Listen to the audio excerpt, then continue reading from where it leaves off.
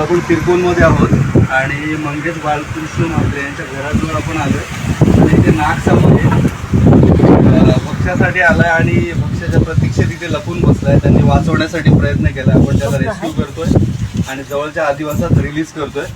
सध्या उन्हाचे दिवस चालू आहेत. असे जीव तुम्हाला दिसतील तर कृपया मारू नका. जवळच्या सरपंचांना फोन करा किंवा वन अधिकाऱ्यांचा हेल्पलाईन नंबर आहे 1926. त्याला तुम्ही रात्री अपरात्री कधी फोन करून मदत घेऊ शकता. ओके, आपण याला रेस्क्यू करतो.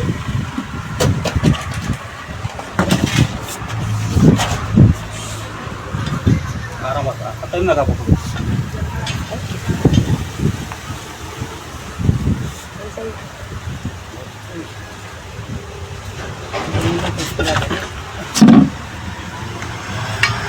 झालं बाय बाय.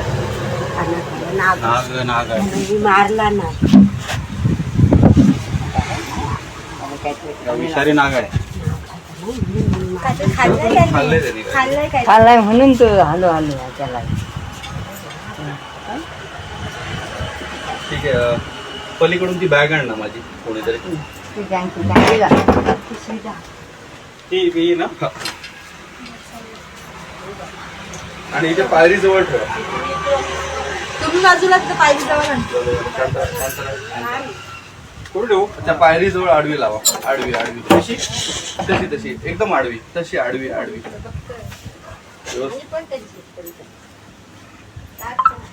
फोल्ड करा. बरोबर बरोबर.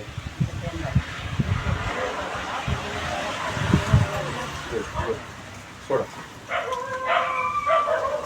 चला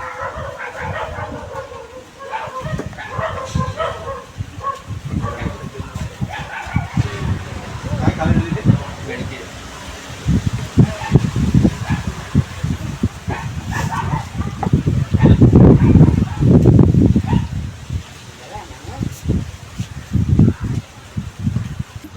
आता आपण तिरकोनमध्ये आहोत. आपल्यासोबत मंगेश बालकृष्ण म्हात्रे आहेत. त्यांच्या घराजवळ साप आहे असा आपल्याला फोन आलेला. आपण आता बघितलं त्यांच्या घराची फांज आहे. फांजेमध्ये सिमेंटचं काम आहे आणि त्याच्यामध्ये हा इंडियन स्पेक्टेकल कोबरा नाग साप. विषारी 4 साप आपले ते सपडतात. नाग, मण्यार, घोणस आणि फुसे. त्यातला एक सध्या उन्हाचे दिवस चालू आहेत. त्यांनी त्याचं भक्ष्य खाल्लेलं. अशा परिस्थितीत त्यांना तो दिसला साप. त्यांना त्या सापाला वाचवण्याची भावना झाली, आशा झाली निर्माण. त्यासाठी तुमचं मनपूर्वक आभार. तुम्ही सापाला जीवदान दिलंय. कृपया सापाला मारू नका किंवा आपल्याला ज्या गोष्टीपासून भीती वाटते त्या गोष्टीला मारण्याआधी थोडासा विचार करा की मारावं की काय करावं. कारण माणूस जसं अन्नाच्या प्रतीक्षेत आहे ना, तसं हे जीव अन्नाच्या प्रतीक्षेत भटकत असतात. हे माणसासाठी वैर नाही किंवा माणसाचे शत्रू नाही आहेत. तर त्यांना जर दिसले आपल्या घर परिसरात तर एक भावना ठेवा किंवा विचार ठेवा. त्यांना वाचवलं पाहिजे किंवा त्यांना जगवलं पाहिजे. कारण आपण जर जगवलं नाही तर कोणी जगवणार नाही.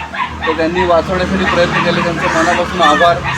तुम्हाला पण मी एक गोष्ट सांगतो. आता दिवसा हीट आहे, ऊन आहे, जमीन तापते, पृथ्वीचं तापमान खूप आहे. 34°C पर्यंत तापमान आहे. हे जीव आहेत ना, जमिनीत राहण्यासाठी कठीण होतं. यांना राहता येत नाही. मग हे बाहेर पडतात कुठेतरी थंडाव्याला.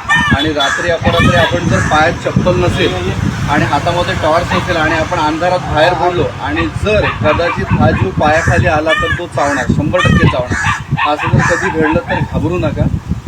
कोणाचा तरी आधार घ्या. कोणाला तरी सांगा माझ्या काहीतरी चावलंय, मला माहिती नाही पण मला अस्वस्थ वाटतंय. तो माणूस तुम्हाला गाडीवरती बसवेल आणि जवळच्या सरकारी हॉस्पिटलमध्ये ॲडमिट करेल. घरात कोण येईल त्याचा विचार करू नका. दादा येईल, मामा येईल, मला घेऊन जाईल. ज्याचा कोणाला तुम्हाला आधार भेटेल त्याच्या गाडीवरती बसा, सरकारी हॉस्पिटलमध्ये ॲडमिट व्हा. कारण तुमच्यासाठी तो जो वेळ आहे ना तो परत भेटणार नाही तुम्हाला.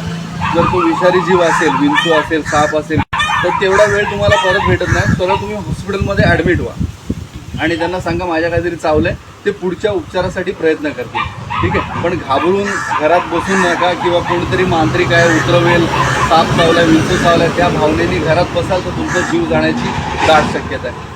मंगेश दादा, तुमच्या मनापासून आभार. तुमचं पण मनापासून आभार. राकेश शिंदे हे 5 मिनिटाच्या आत फोन केला आणि 5 मिनिटाच्या आत हजर झाले. धन्यवाद. असे सर्व मित्र असू दे. तुमच्या कामाला आमच्या हार्दिक शुभेच्छा. थँक्यू. त्यांनी शुभेच्छा दिल्यात. तुम्ही तुमच्या घराजवळ आलेला कोणता जीव मारू नका. वाचवण्यासाठी प्रयत्न करा. सर्व मित्राच्या असल्याचं काम करतो. ओके, जय हिंद. धन्यवाद.